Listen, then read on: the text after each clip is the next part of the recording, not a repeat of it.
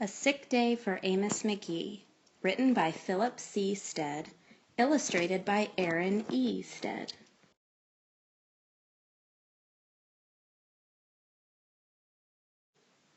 Amos McGee was an early riser.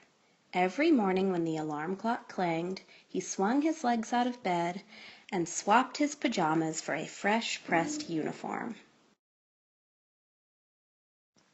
He would wind his watch and set a pot of water to boil, saying to the sugar bowl, "A spoonful for my oatmeal, please, and 2 for my teacup."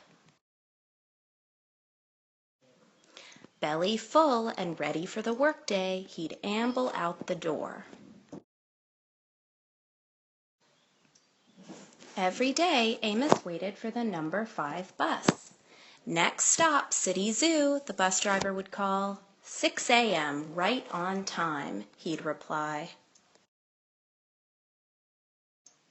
Amos had a lot to do at the zoo, but he always made time to visit his good friends. He would play chess with the elephant, who thought and thought before making a move.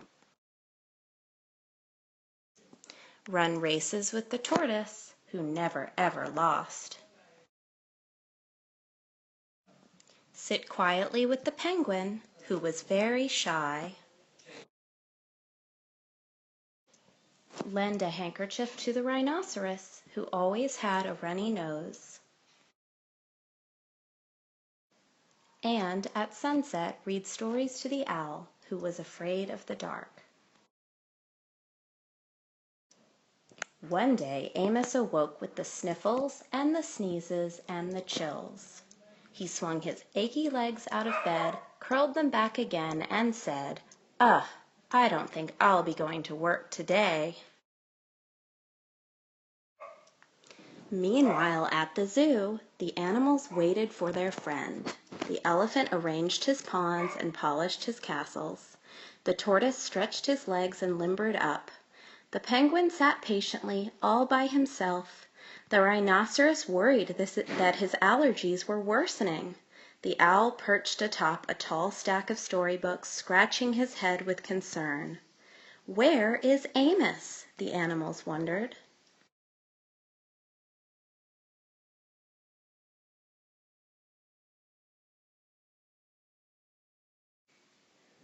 Later that day,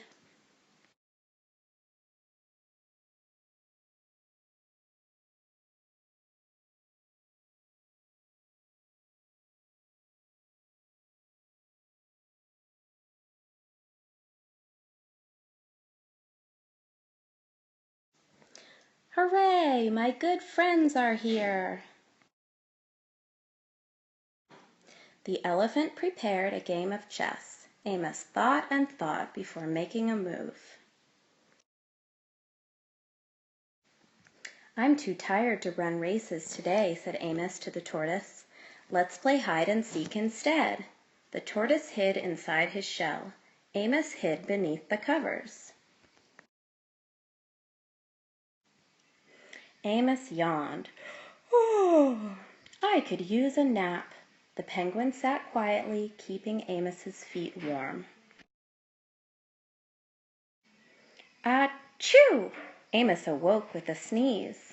The rhinoceros was ready with a handkerchief. "I'm beginning to feel much better, thank you," said Amos to his friends. He swung his legs out of bed. "Perhaps we'll share a pot of tea."